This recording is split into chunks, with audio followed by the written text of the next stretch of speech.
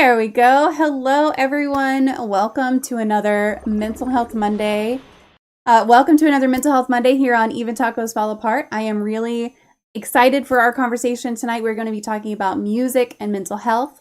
And I do have a question queue open. If you are here and you would like to ask a question, feel free to pop that into the chat. We'll make sure to address it while we are here live. But today I am joined by Justin Paul, who is an international DJ, record producer, and educator who has performed over 1,500 times around the world. He has shared music at major festivals like Burning Man, Hangout, and Puckle Pop. I'm not sure how to say Hookle, Puckle Pop. hookle pop. Puckle Yeah, Pop. yeah. I said it wrong twice, but that's okay. As well as intimate events and cultural spaces. Justin is a founding member of the Philadelphia Experiment Artist Collective and teaches courses at UCLA that bridge the global music industry with higher education. Beyond the stage, he is passionate about mentoring the next generation of artists and exploring how music connects people, communities, and our shared emotions. I am really excited to talk today about the powerful relationship between music and mental health. Before we get into that, I want to make sure that I share these. There's several links for you guys: website, Instagram, Facebook, LinkedIn, all those kinds of things. So if you want to connect with Justin anywhere, feel free to click through on those.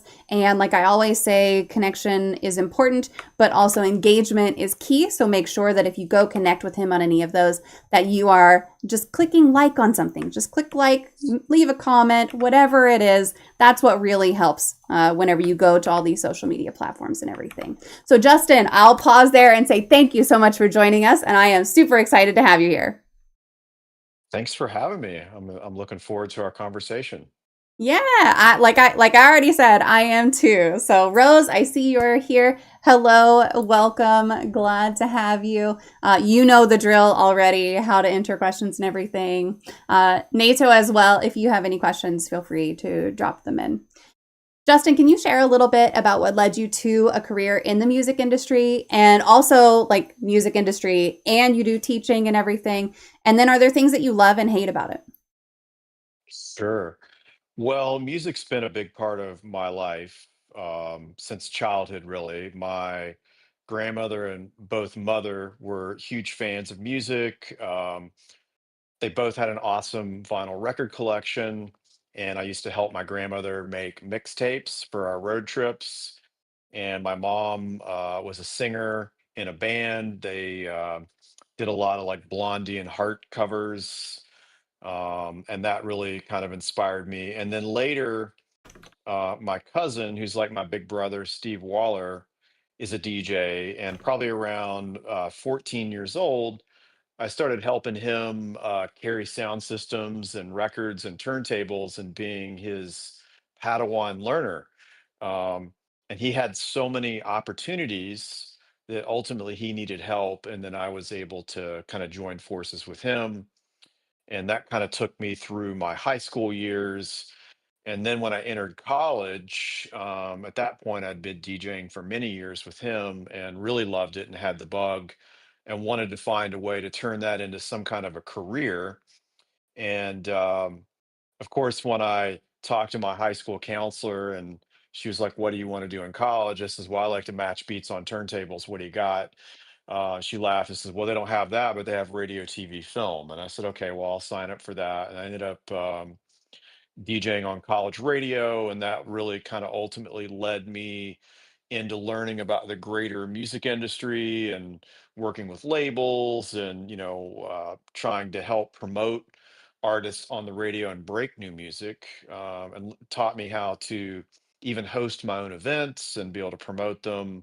And of course, I did learn a lot about television and filmmaking as well, and kind of learned that. And I saw a lot of similarities between what I was doing with DJing and, say, film and television editing and graphics and sound. There's a lot of comparisons there. So I think that, yeah, I was just fortunate to be around it. And also, we grew up in tough circumstances. And I also was able to kind of go from like doing manual labor, like grass yard jobs, to making cash money from DJing.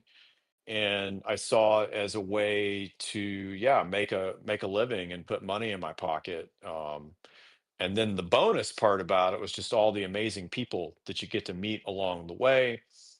It is a lot of work. It's really long hours, and clearly, social media and Instagram make DJing or musicians, looks like they're always having fun, but clearly there can be mental turbulence, and I'm sure we're going to talk about that. Later in life as a DJ, probably in my mid to late 20s, I got to a point where I wanted to be able to play my own records. And then that took me into a journey of learning how to make music, which I found out was really hard for me to be able to make something that actually I liked enough that I could play in my DJ sets. And I started out kind of doing remixes or bootleg remixes of some of my favorite songs. Later, my journey took me to Chicago, and then I ended up in Philadelphia, where I met some really talented, world class DJs and record producers. A gentleman by the name of King Britt, that's his real name, King James Britt. And King was an amazing, and still is an amazing record producer and DJ. And he really took me under his wing and allowed me to sit in on recording sessions with him. And a lot of these recording sessions would be like with, um, really famous, successful people that I had their records, and it just seemed really, I don't even know what the right words are, like synchronistic, or now a word that I've heard much later in life, synchrodestiny. That I was able to be there and learn from him and see how he kind of directed the musicians and ran the sessions and dealt with strong personalities. And I'm sure people that were also maybe experiencing mental turbulence. And then to kind of lead into the education thing, ultimately, I was recruited by accident to be an educator in Philadelphia. And what I mean by that is I never really sought out to become a college professor. But I was working in television in Philadelphia, and I had a colleague by the name of George Roach who said, "Hey, you're really good at this." And the Art Institute in downtown Philadelphia, they need someone to teach film and television editing. And I remember in the beginning, I was like, "George, I'm not a teacher. I don't know what to tell you." And ultimately, he took me down to the college, and I saw just how cool the campus was, the building and the facilities and the students. And then that's kind of led me on a multiple decade journey of balancing being on a university campus and making music, and then ultimately starting my own record labels and going on that journey, which where you have to learn about business and marketing and entrepreneurship. And that kind of, yeah, leads us to the current time where I'm based here in Los Angeles, and I'm fortunate to 3 decades later plus to still be doing this. And I get to be on the UCLA campus in the UCLA School of Music and teach in the music industry program there. And it's so cool because, I mean, I wish they had something like that, when I was a Yeah. undergraduate student. So that kind of, yeah, that kind of brings us to current times. Yeah. Yeah, if they'd had something like that, your advisor would have just been like, "Go there." Absolutely. And what I love about our program, to give it a plug, is it's not just about like making music. Yeah, we're learning about business and marketing and the future, very future forward, business concepts and technologies and things that I feel that all creatives and artists need to be learning. And it's interesting if I a lot of times, of course, I'm always asked to give advice, should I go to music school? Should I learn to play an instrument? And the answer is yes, but you also want to take as many of those business and marketing courses as you can as well. And I think the more that you learn about business and marketing, it's going to help you guide your career a little bit better and take some of the ease off maybe some of the mental turbulence that you might face when we get into those conversations. Yeah.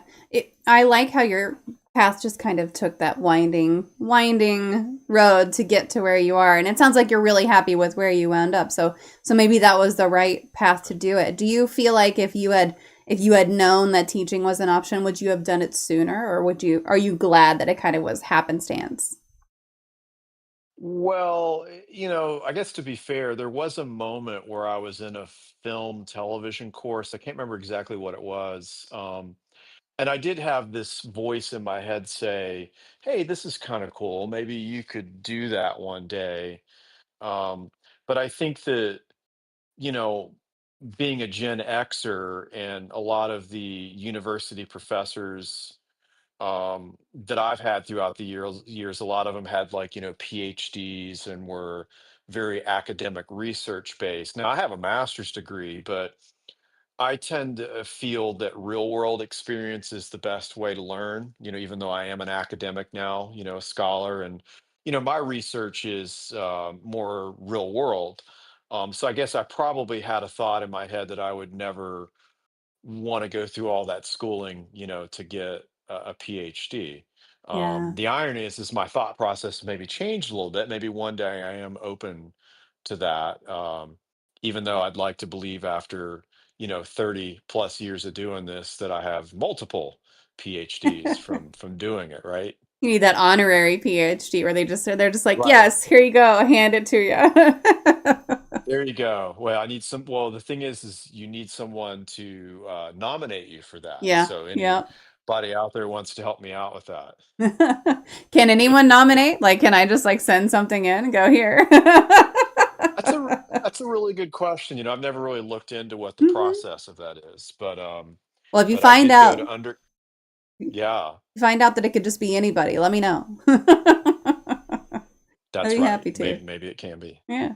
You kind of touched on this already, but being a DJ and a professor and an entrepreneur, like it's a lot. That's a lot of hours. It's a lot of travel. It's a lot of Yeah. expectations. How do you protect your own mental health with all of these demands in this career in this industry?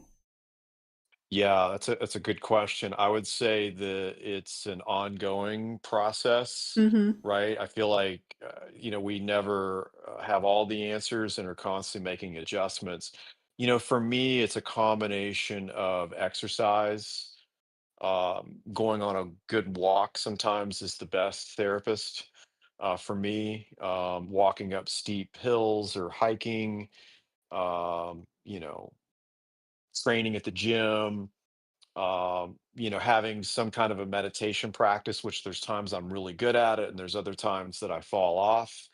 I actually even try to, even if it's just for 2 minutes, I'll try to meditate before I perform, to try to clear my mind in my head. And I'm pretty adamant, my wife will tell you if she pops in, I'm pretty adamant about my 8 hours of sleep and can be like, do what I can to make that happen. But also at the same time, I have to work in many time zones. We just got back Mm-hmm. from Europe, um, and I'm getting ready to head back east to Philadelphia to play a show this weekend. So the other thing that I found that really helps me is taking naps. You know, even if it's a 15-minute nap, I probably prefer an hour. But I find that my mood improves after a nap. If I'm feeling a certain way, if I'm experiencing mental turbulence, a nap does wonders for me. Um, Yeah. yeah, so I guess that would be my trifecta: exercise, meditation, and naps. Yeah. I love a good nap. And my kids know I get headaches sometimes, and if I don't like take care of it right away, it'll turn into a migraine. So sometimes I'll just be like, "Hey, I need like 20 minutes. I'm closing my door. If you need something, come in here." But they're both really good. Fortunately, they're older and 11 and 18, and the 18-year-old just went off to college, but my 11-year-old, I guess fortunately, unfortunately, also gets headaches, so he knows Mm, what that feels like. And so they're both very good about, okay, we're going to stay quiet out here. If we need mom, she's right there. But I'm very protective of my naps whenever I need them. So oh, for absolutely. sure understand that. And speaking of mental health, Rose, I just want to pause here and acknowledge your comment in the chat about your trauma anniversary coming up soon.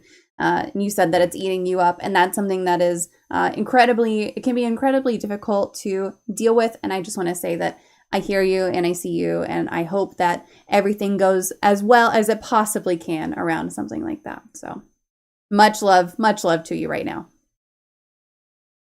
Do you have a true crime story that fascinates you? hmm. That's interesting. In one of I've had like some kind of corporate leadership roles in music and audio, and I was working for an in-flight entertainment company. It's a division of WPP out of London. It's called SpaFax. And part of our job was to license podcast content. And a lot of it was like kind of true crime type content. And one of the companies that we worked with was Wondery Yeah. Podcasts, Hmm. who I think that Amazon now owns. But Jen Sargent was somebody who was the CEO of Wondery, and she turned me on to kind of their catalog, if you will, of true crime podcasts. Now, this has been a few years ago, pre-pandemic, but I remember there was the I wouldn't necessarily say it's my favorite, but I thought it was a pretty fascinating story, the Dirty John Mm. series. And I'm trying to remember some other ones. There was can't remember the name of it, but yeah, there was a few from Wondery that I was listening to. Um, because part of it was my job. We had to do what was called a content review, our team, to kind of review the dialogue and request any edits if we felt that something could be offensive on there for content that was on board an Mm. airline fleet. Um, but I do remember, as I was listening to that with my team doing a content review, that I thought it was a pretty interesting story. So there's one for you. Yeah. It's, I imagine you have to be really careful what you're allowed to show on flights too. Like that's probably a more rigorous screening than Yeah. a lot of other industries would be because you're in, this kind of situation where you don't get to know your audience necessarily. It's just whoever's on the flight. And also, flying is kind of a high stress situation already. You don't want to aggravate that for Yeah. anybody. So, yeah, that's That's really right. that's Yeah. really interesting. Yeah, it can be. And I didn't realize until I had that role, the content review, that all the music, podcasts, and movies and TV shows, sometimes, of course, they have to edit out any plane Hmm. crashes or Yeah, anything, air turbulence or other things in those that could, yeah, cause people stress for yeah. sure. You're gonna see the show Yellow Jackets on there. That's for sure. Probably not. Yeah, I've Good music, good, oh good great. music, cure, good, yeah, music supervision licensing for that episode, for that show. Good. What Yeah. was that, 90s? Yeah, It was a it place was set all in the the 90s. 90s music and everything. I watched it with my oldest. We're caught up now. And just about every episode I would wind up singing along to something and he was like, "God, mom, you're so old." Like, yeah, okay, calm down. Oh, great music though. I mean, Yeah, and it just feels to us like, I don't know, these, for speaking for myself, not that long ago. It's kind of, yes. yeah, Very much. Very much not that for long sure. ago. I don't feel as old as I am, that's for sure. And it's one of those like, what do you mean old? And he has like a Nirvana shirt. I see Right. lots of people with Nirvana shirts and all this stuff and I'm like, okay, so come on. Absolutely. Yeah, a lot of the kids are wearing Nirvana or Prince or the Mhm. Ramones or Led Zeppelin or Fleetwood Mac. And I'm like, do you Yeah. really know their music, or can you name one member of that band? Yeah. Yeah. When did you first realize that music could be more than entertainment and something that just really impacts your mental and emotional well-being? Hmm. I feel like pretty early on, I had a turbulent childhood, and music was like my best friend Hmm. and my escape. So I felt like, yeah, when there was, um, trauma or weirdness, I would say, that was going on, I would be able to go into my room and play records and escape through music. And then to fast forward, I remember a moment where, this is probably back in college, where we had a really fun night at the club. And I had a couple people come up to me at the end and they were like, "Thank you so much. That was really awesome. I just had a really traumatic week, and I was really just kind of able to dance it off, um, and lose myself kind of on the dance floor and leave all my problems behind." Which, it's interesting because that could be lyrical themes, that are used in music. And I think it was that point that I really was like, huh, That's interesting. And then I started to have conversations with other DJs. And then there kind of became this common thread that, yeah, a lot of people came to dance to escape, to dance their problems away. Something that my wife likes to try to get me to do in the morning is to, if like if we wake up and we're not feeling that great, or if there's something on our mind, is to, to dance it off. The irony is I'm not a good dancer, and I actually don't necessarily enjoy to dance a lot. Maybe I will at some point. But I do feel that there's that moment when I look out into the crowd or the dance floor and I see people, especially if someone who's like dancing with their eyes closed and they're just really lost in the music. So I think that I did recognize probably in my early 20s the great power of music, and especially people being able to dance, and leave their problems behind. And then, a lot of these people that I would meet too, some of them just wanted to come and dance and they weren't necessarily drinkers, right? Which I think a lot of people probably associate like clubbing or, rave culture or other things like that with taking things or drinking their problems away. But there Mm. are a lot of people who just, are able to come and put themselves in a better place mentally, right? From getting lost in the music. Yeah.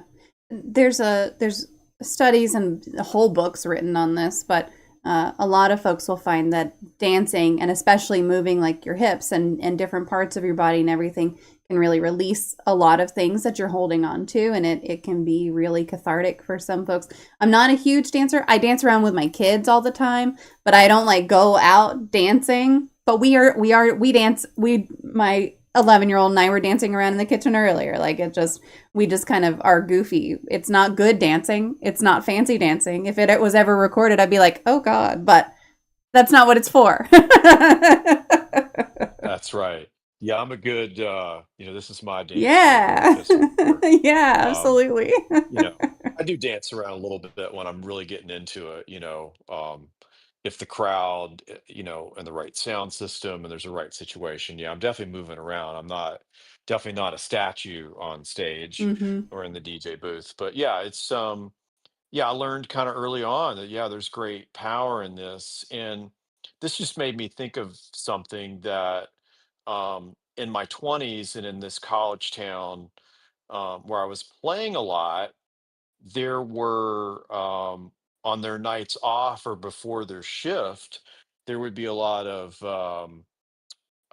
uh, girls, that danced in strip clubs and stuff would come, Hmm. and they would do that to kind of cleanse themselves of the weird energy that they might Yeah. experience that night or had just experienced. And there were some really interesting conversations that I would have with them as well, Hmm. about their profession and why they were doing it and why they were at our club night trying to dance off that weird energy as well too. Yeah, dancing for themselves instead of dancing for others and kind That's of right. getting Yeah. that reset, especially if dancing is something they enjoy and not just something they're doing to make money. If they really enjoy it, That's kind of yeah. taking that ownership back. I could see that definitely being a big part of their own self-care and their own rituals that they need. So, That's right. Yeah. from your perspective, what is it about music that makes it such a powerful tool for healing and connection and emotional release?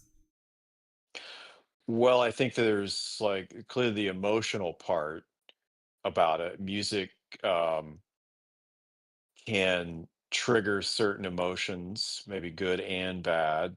And then it's interesting, as part of my graduate studies, I started to really study the science of frequencies that Mm, are used, even though I was already well aware that dance music, in particular, underground house and techno music, can be very healing.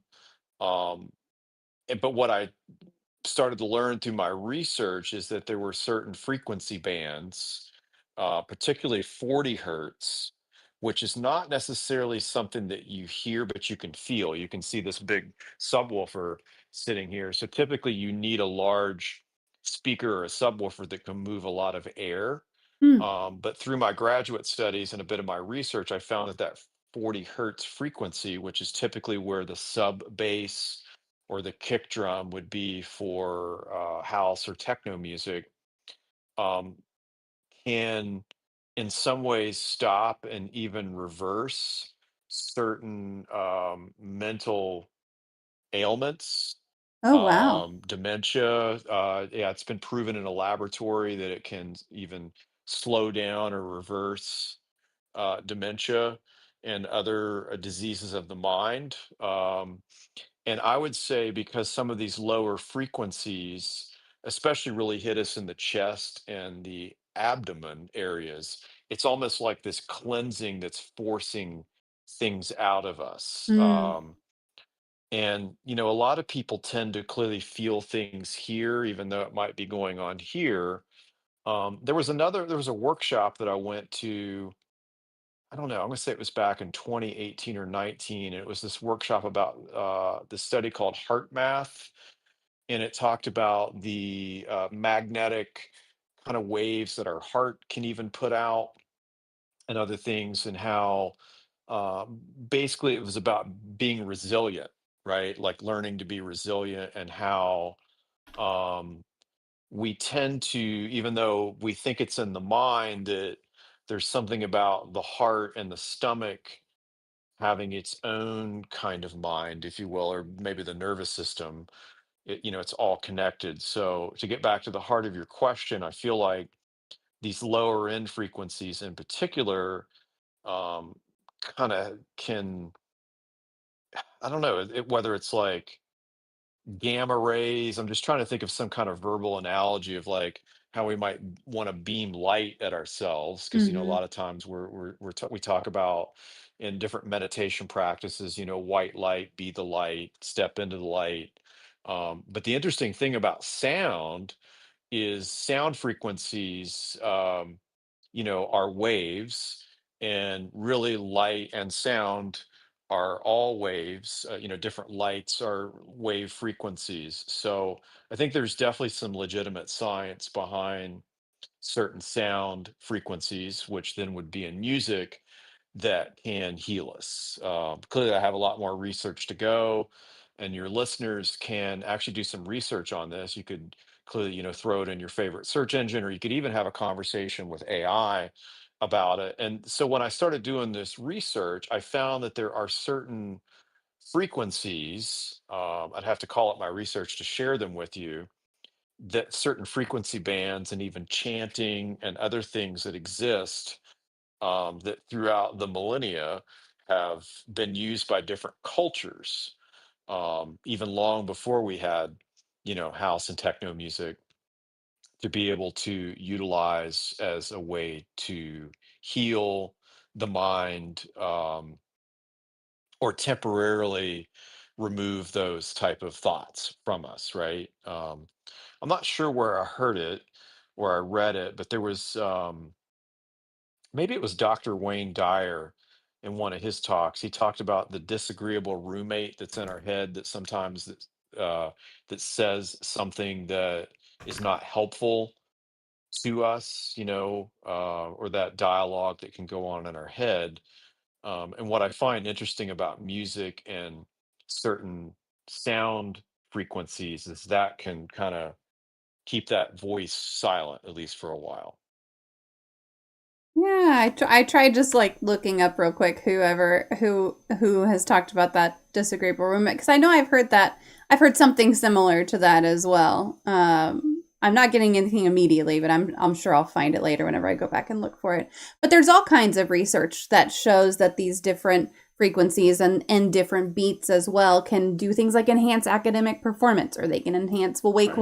wakeful focus, and there's all sorts of um, we learn more and more all the time about the ways that our bodies interact with things like sound and things like light and all these things that we can't necessarily see. Of course, we think we can see light, but can you actually see it touching your body? You really can't. And can you actually see the waves of sound as they're coming to you? You can hear them, but you can't see them. So we kind of have to use our other senses for that. But the studies are really fascinating, and there's so much more I think that we have to learn from that for sure.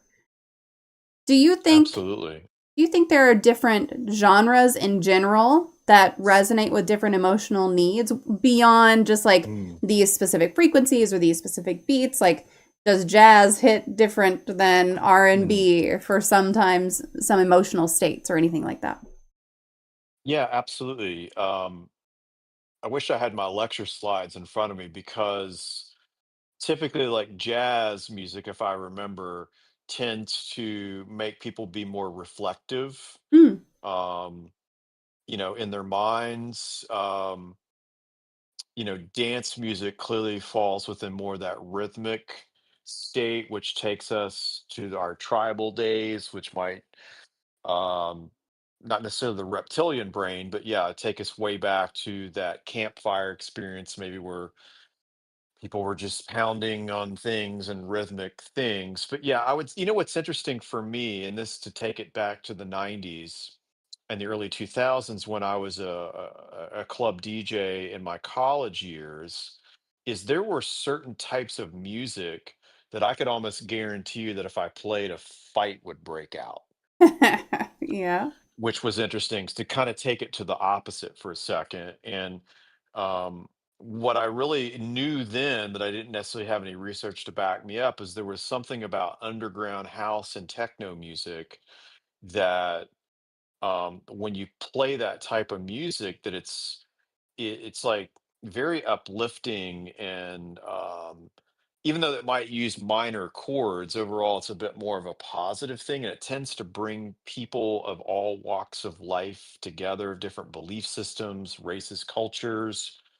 um, and yeah, I've never been part of or performed at an event where if you played underground house and techno music that there was a fight. But if we ever played like a rock and roll song or an aggressive hip hop track, especially if there was a lot of alcohol involved with college students, it was much more likely that a fight could break out. Mm.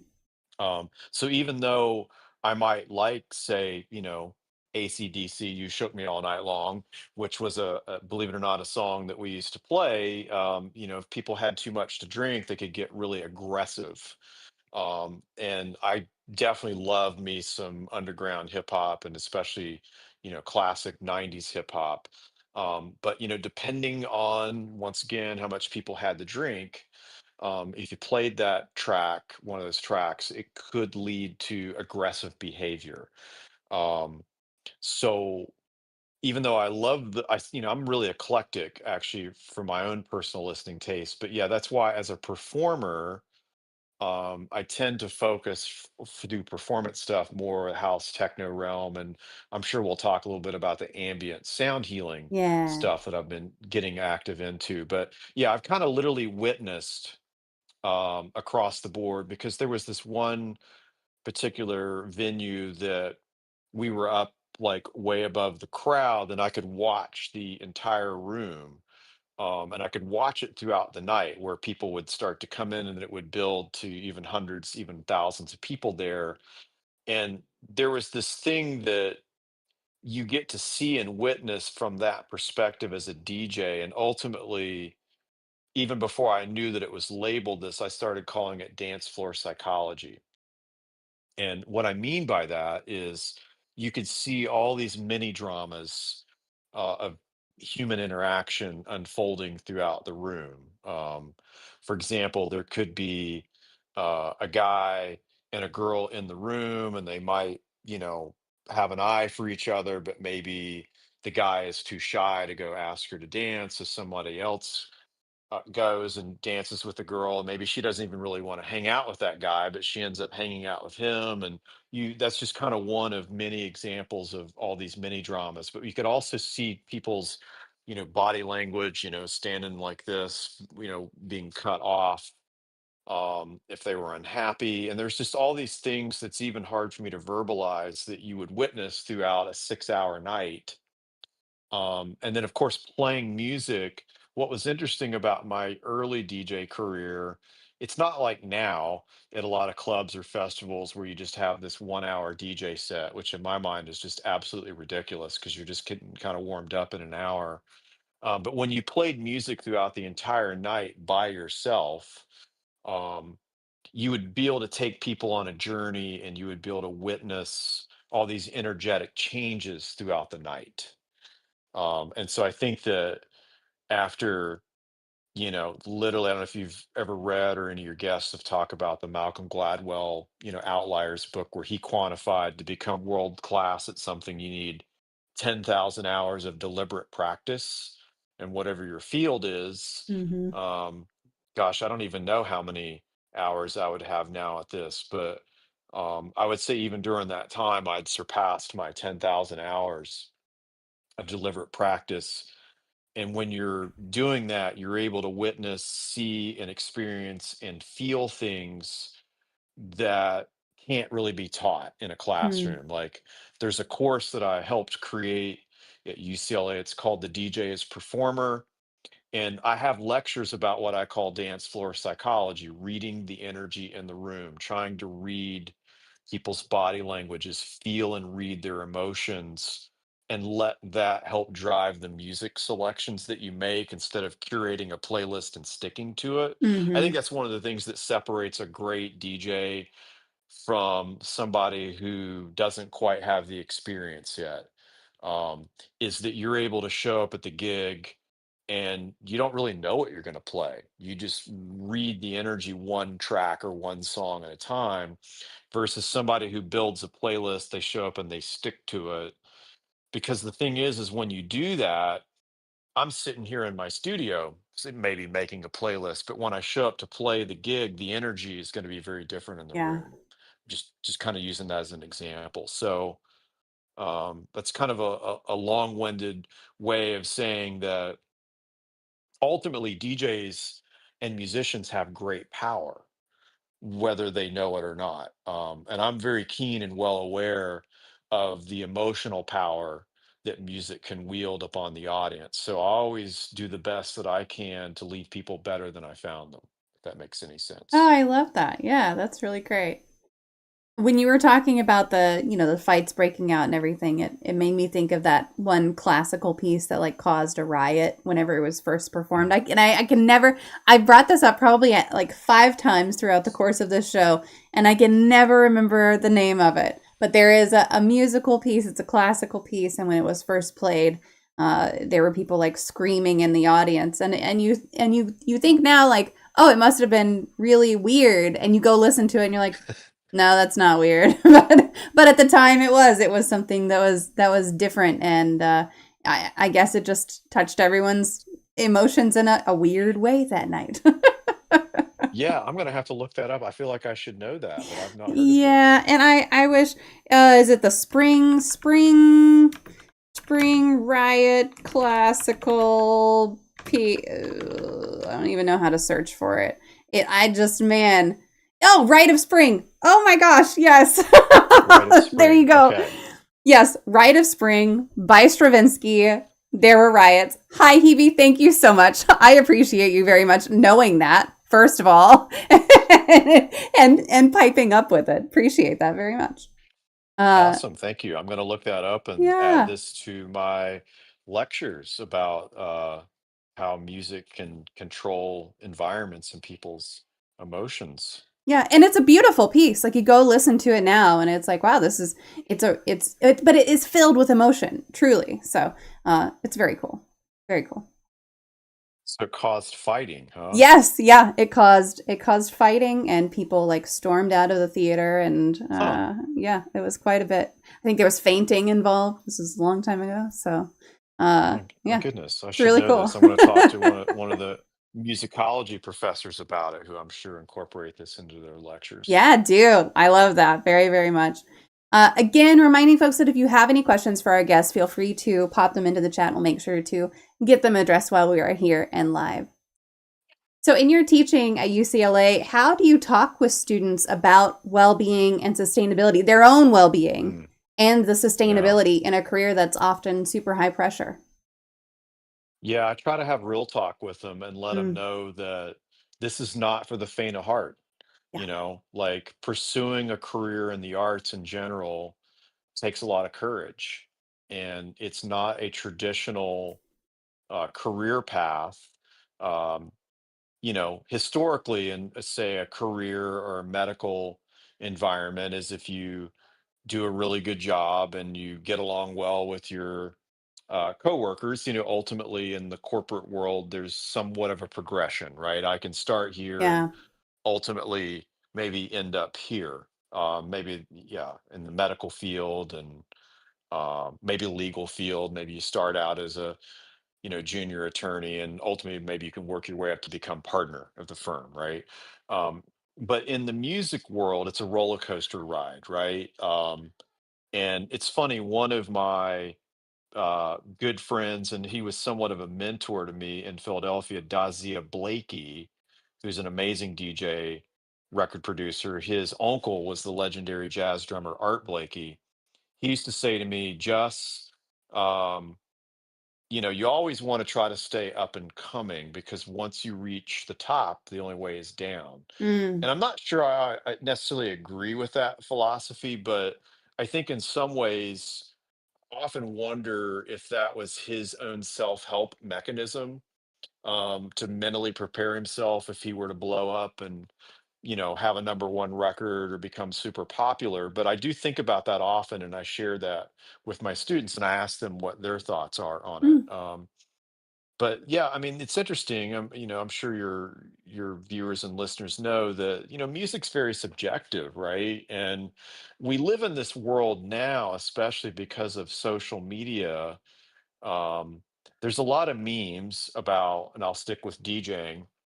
There'll be a meme of like a split screen, and on the left side it'll be like what DJs used to do, and it's basically a DJ in front of hundreds or thousands of records, like preparing for their performance, doing research focused on the music. But on the right hand side, it might show somebody in the weight room, like lifting weights and trying to look cool and fit, or, with a bunch of ink work or some, you know, um, you know, costume or get up. And I feel mm, like social media has definitely changed the game when it comes to being an artist, right? It seems like it's more about being a personality. Not that it hasn't been in music. I mean, clearly there's a lot of larger than life personalities in the music industry, and that is part of the formula of being an artist. You can't just talent alone is not going to get you where you want to go. Isn't there? There's a proverb about talent, right? Talent and genius. That mm, the world is filled full of geniuses and talented people that basically don't go anywhere. Um, because the key thing is persistence, right? Like you have to, um, if you really want to do this, you have to be extremely resilient and be extremely persistent. And persistence and resilience and deliberate practice will always surpass talent, right? Malcolm Gladwell, once again, to cite the book Outliers, cited this many times in his 10,000-hour deliberate practice rule. Exhibit A could be somebody who's naturally gifted, we'll say, at music, but maybe they don't practice. Maybe they mhm, don't work as hard. Exhibit B is somebody that might not be as talented, and they have to work maybe two, three, four times as hard. But if they're willing to put their 10,000 hours of deliberate practice in and constantly keep working at their craft, then ultimately they will surpass A. And so I think that what I've found, what I've experienced, is it seems that a lot of artists that may possess a lot of gifts who don't do the deliberate practice may experience more mental turbulence, because they're not working on their resilience or their persistence, and they feel mm.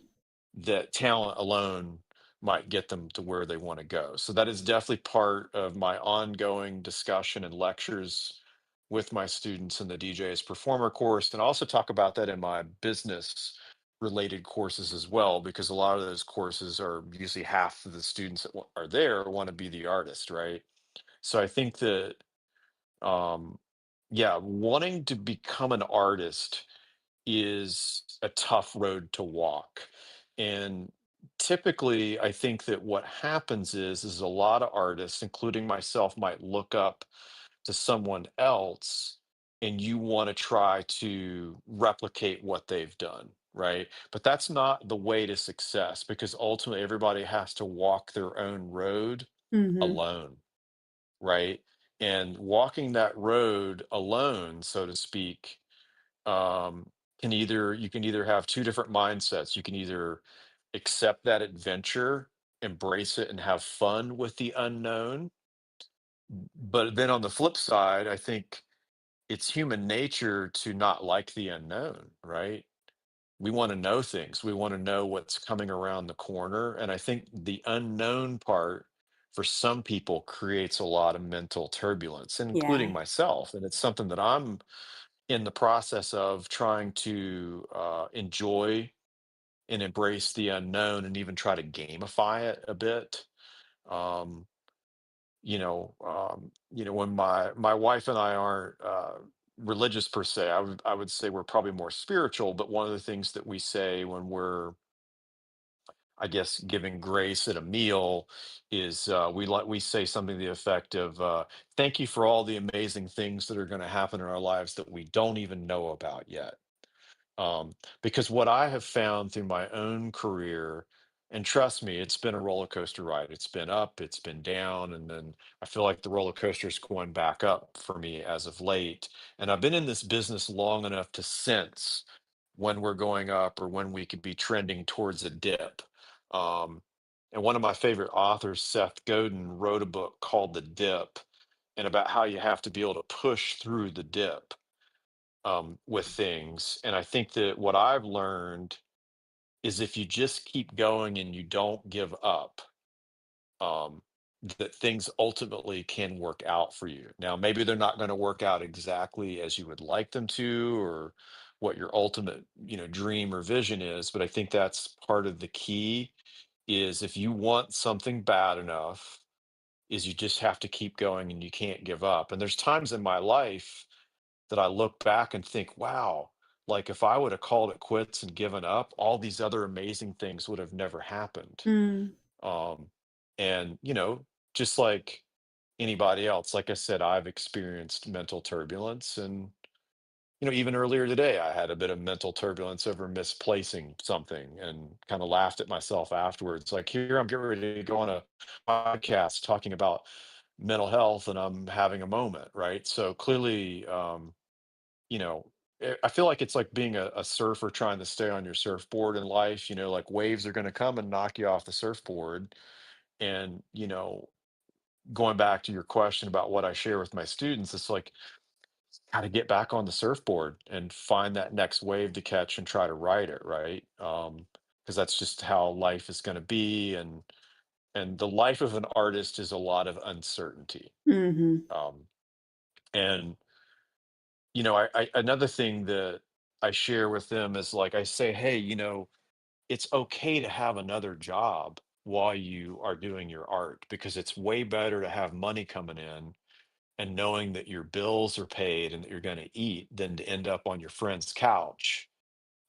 Because it's going to be hard to be an artist. It's already hard enough to be an artist, but if you are a broke and penniless artist, that is going to create even more mental turbulence for you. So I tend to remix the whole like, a lot of people are like, quit your job, follow your dreams, type thing. So I tend to share with them like, hey, it's okay to have another opportunity because it's better to make money and know that your bills are paid and that you're fed so that you have an opportunity to put yourself in a position to pursue your art.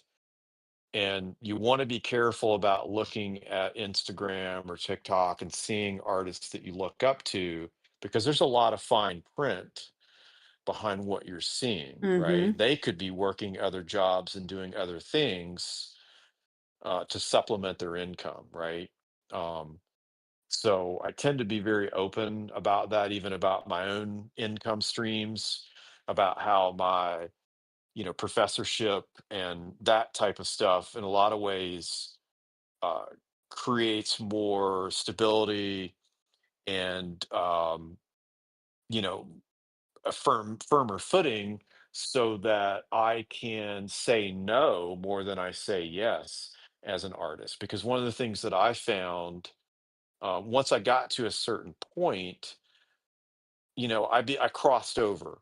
And what Mm. I mean by that is I feel like there's two types of DJs. There's the DJ who is, I mean, well, really all DJs are being of service because they're ultimately entertaining people. But there's two columns of DJs. One column of a DJ is you are of service, you take requests, you do what the client is asking you to do, like say DJing a wedding, right? Mm-hmm. And then you have the other column where you're an artist. People buy a ticket or pay a cover charge to come and hear you play what you're going to play, and you don't take requests. And I found myself like, yeah, I'm not interested in taking requests. I'm an artist. I want to curate an experience um, for people, and they hopefully know what they're getting into. Yeah. Um, because I found that if I was going to only DJ and I didn't have a number one record on the charts, that I might have to accept gigs to pay my mortgage that I don't want to play. And I'm not a good actor, right? I'm not good at being behind the equipment and faking a smile and playing music that I don't like. So it became well aware to me that thankfully I enjoy these other things, and I'm really fortunate. And it's been very intentional, the life that I've designed being a music industry professor, Mm-hmm. because they feed each other. It's like a circle. The more accomplishments I have as a DJ, as a record producer, label, co-label owner, the more I learn, the more I can feed and share with my students, the more it makes my curriculum real world, and it's a circle and they feed each other. So I know that I'm very fortunate to be in that position now, but it definitely took me a while to get there and to figure out that right formula and mix for me. Yeah. So I'm very open with my students about that they should find opportunities that even if it's a marketing job, maybe if it's not um, directly related to their own music career, if you can take a marketing job and learn about how marketing works, take what you can from that and use it for your own career, right? Mm-hmm. So hopefully that answers some of your questions. I mean, I'm sure there's a lot of other things that I share with them about the difficulty of it. I mean, here's the thing is I don't want to be a downer. I'm not trying to scare Yeah. them away from doing it. It's really funny. I have an awesome guest speaker, Sean Badger out of Phoenix, Arizona. He's DJ Sinbad. He also owns a live music venues there. And as a guest speaker, he always starts off his talk. He's like, "Don't do it. I wouldn't do it." And he's half being serious and half joking. And he says, "Look, if you come to me in 6 months and you're still going after this and you want to do it, I'm going to help you. Mm-hmm. But I'm just letting you know right away that, you know, this this is a career path that's filled full of manholes and potholes, Yeah. as you walk down the street, you know." Yeah. You have to have the drive, but then also you have to figure out how to protect your peace a little bit. That's right. Yeah. And the reality is when you're in the entertainment business, you're going to deal with people and you're going to have to learn how to protect your energy. And for Mm-hmm. me, it's almost like when I step into an event, I try to create this imaginary force field around me because I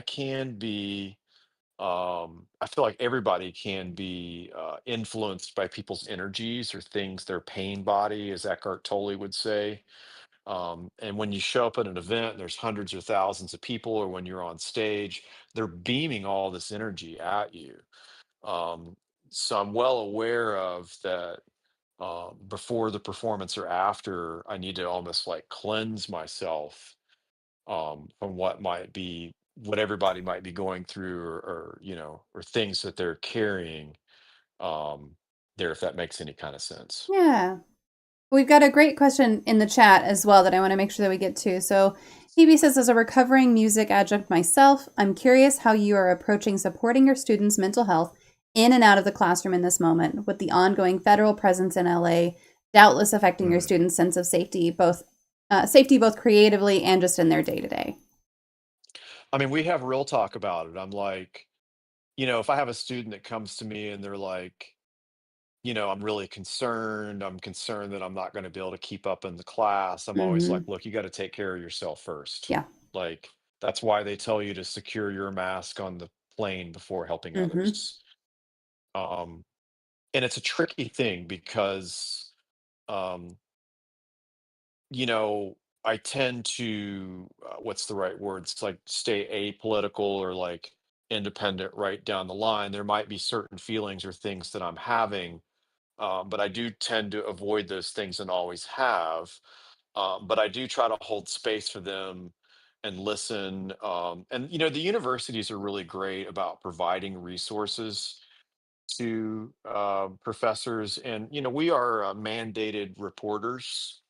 So Mm-hmm. if we're concerned about somebody's mental health, or there's been a situation maybe where they've been violated physically or other things, yeah, we have to let them know, like, hey, I want to stop you right now. Just so you know what you're sharing with me, you can, and you're in a safe space, but I might not be able to honor keeping it between us like you Yeah. want me to. By law, I might have to go share this with somebody.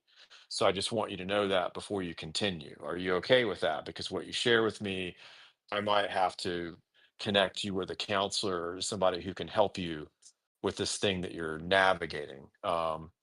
So it's definitely not something that um, I was trained on properly. I feel like if anything, once again, I didn't go to university to become a professor. We do get a lot of training, and there is a lot of great training that we do receive. Um, but yeah, I would say that um, during the pandemic and post-pandemic have been some of the more challenging years Mm. to be an educator, especially here in California and Los Angeles because of all the weirdness that's been going on. Yeah. Yeah.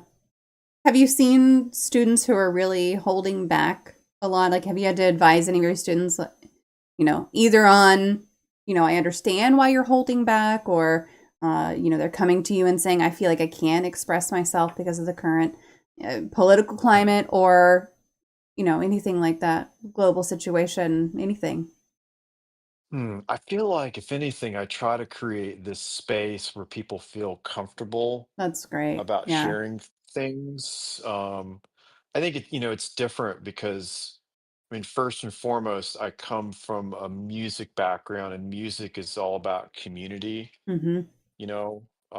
I feel like musicians tend to be maybe a bit more open and less closed off than maybe somebody would at a corporate office. I don't, um, but yeah, I do what I can to, let them know they need to take care of themselves first, and that, yeah, your studies are important and we'll figure it out. Yeah. Right.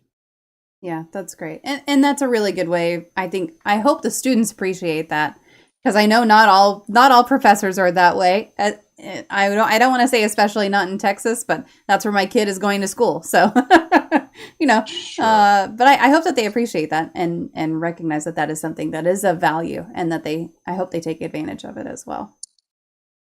Yeah. And, you know, I don't fully know what the resources are, say, for a university in Texas, but I do know that, well, hopefully we'll see where all the budget cuts fall. Hmm. Um, but hopefully there will be continued resources for our students, in the California university systems to receive the kind of help that they need. Because what's interesting, even though depending on which ranking you look at, UCLA is typically number one or number two public university in the United States. Um, and it's a very hard school to get into. The interesting Hmm. thing, I think, is I don't know that I would have gotten into UCLA because my grades weren't that great in undergrad. But a lot of people might look at a school like UCLA and think it's a lot of affluent students, Mm, but we also have a lot of students that come from underprivileged yeah. backgrounds. and don't necessarily have a lot of financial resources. Um, I also teach at Cal State University Dominguez Hills. It's CUSUDH, and many of those students um, are from Hispanic or Latin, African American backgrounds. It's literally adjacent to Compton. Um, and what's interesting about that university campus is there are more students there that are the first, maybe even in their family, to Mm-hmm. attend a university. Um, so I feel like I've probably been a little bit more concerned for some of them, like if their parents, don't have their paperwork in order. Or Yeah. the crazy thing is they might, and they still could get swept up, in a raid right now. So I Yeah. feel like those particular students are maybe a little bit more on edge, if you will. But yeah, it's really disappointing to see how I feel like higher education is under attack right now. And I'm really hoping that, as my mom used to say, this too shall pass, right? And I'm hoping that's going to be the case, Yeah. Let's get because past. it's definitely making it more difficult for the students to learn, and Mm-hmm. it's making it more difficult for the professors to do their job. Yeah. I would love for it to pass quickly. Let's get through it real fast. Speed run this bitch. Let's go. Please, please, come on. Yes. What advice do you give young artists who are struggling with things like self-doubt or anxiety or perfectionism? Yeah, well, I suffer from perfectionism as well. I think my wife does too. Yeah, it's definitely, I mean, it's a balance, right? Because you want your work to be at a certain level, right? Ultimately, hopefully you're proud of and you love what you do. There's a lot of viral videos from Rick Rubin going around of him saying, I don't make it for them, I make it for me. Um, and there is some truth to that. I mean, I think he's in a unique position to be able to say that with all his success. But I would say, to lean into the positive side of what he's saying is, yeah, ultimately I think you want to make yourself happy, you want to be proud.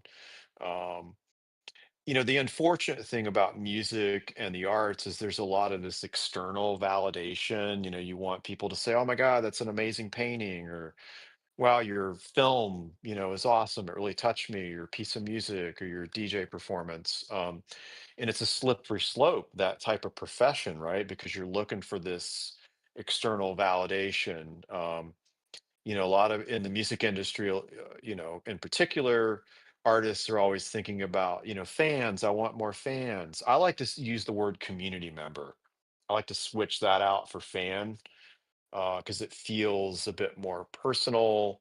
It doesn't feel as transactional. Mm-hmm. Um, but yeah, it's definitely tough. And I think the more confidence that you build on your journey, that maybe helps you with some of the self doubt or the imposter syndrome or the disagreeable roommate in your head that we can't remember the quote where that came from.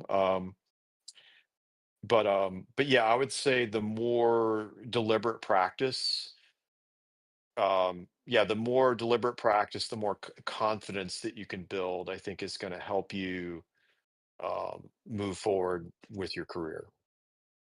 Yeah, and I'll also say, as someone who struggles with self-doubt and anxiety and perfectionism myself, like sometimes it just doesn't go away. Like sometimes you just got Mm, to figure out how to cope with it. And if you're finding right. yourself dealing with that in and out every day, or if you're getting like through a rough patch with it, find the things that work for you, and those things are very unique to you. So, but yeah, it's if it doesn't go away, it doesn't mean that you're broken. It just, some of us have it all the time. That's right. And that's why, we're always doing the work, right? The Hmm. work is never ends. It's not like you're able to just like, okay, I'm fixed, I'm all good. Yeah, I think it's an ongoing process throughout life, yeah, right? most definitely. You mentioned the soundscapes earlier, so I know during the pandemic you recorded the tropical stardust meditations. which is a soundscapes and ambient project. What drew you to that? And do you think that meditative music really connects differently to mental health? We talked about, the club and the festival sets and everything, but how does it connect differently to mental health? Well, I'd always wanted to experiment with ambient music. I think it was Brian Eno's Music for Airports, which I think came out in the 1970s. And there were other ambient things that I had listened to um, in experimental music. And so when we got to the pandemic, clearly there was a lot of weirdness going on, especially in the big city. And my wife and I were leaning into our meditation practice, and there were some meditations that we were listening to, and the music that they would use would take me out of it. It would distract me. Yeah, Um, and so I was like, can I make something that I could meditate to? Let me just start with that. Um, and I had this vision one day during a meditation with having monkey brain, like we tend to do during meditations. But I had this vision of the sun rise and the sunset, and I love the sun. It's a very powerful thing for me. It's one of my favorite things about California is watching the sunset on the ocean with the mountains. mm-hmm. Um, and I just sat down in my studio and just started like calling up different sounds, instruments through a keyboard, and pushing chords. And then I just kind of accidentally landed on this chord and was like, whoa, what is that? And literally just like, okay, let's do this, let's record it. And so I started out with one composition that I ended up naming Sunbeam. Um, and yeah, I purposely made the first version really short because that was the other thing that I recognized with my own busy life and with other people's busy life. They don't necessarily have time to sit down and meditate for Sure. 30 minutes or whatever. So I literally on purpose made like a 3-minute composition. I was like, hey, even if it's just somebody can just do it for 3 minutes to maybe reset. So the original version, yeah, was recorded just maybe 3 minutes, 3 seconds. And then ultimately I did record